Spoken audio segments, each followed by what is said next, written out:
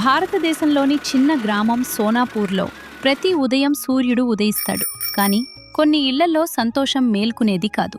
ఆ ఇళ్లలో ఒకటిలో మోహన్ అనే కూలీ, అతని భార్య రాధ, 10 సంవత్సరాల కొడుకు అమన్. ఈరోజు పొడి రోటీ మాత్రమే ఉంది. పర్వాలేదమ్మా, నాన్న కష్టపడతారు కదా. కడుపు ఖాళీగా ఉన్నా సంస్కారాలు నిండుగా ఉన్నాయి. నాన్న, ఇక్కడ చాలా మంచి వాసన వస్తుంది. కొడుకా, ఇది మనలాంటి వాళ్ల కోసం కాదు.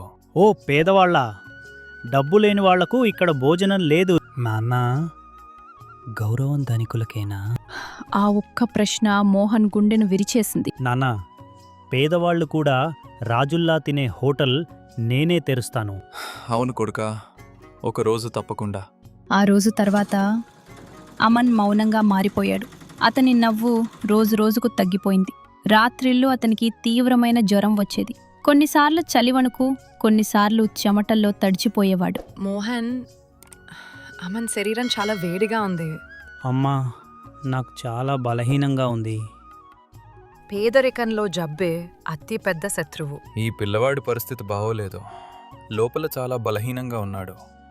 డాక్టర్ గారు, దయచేసి ఇతన్ని కాపాడండి. చికిత్స ఖరీదైనదే. డబ్బు ఏర్పాటు చేయండి.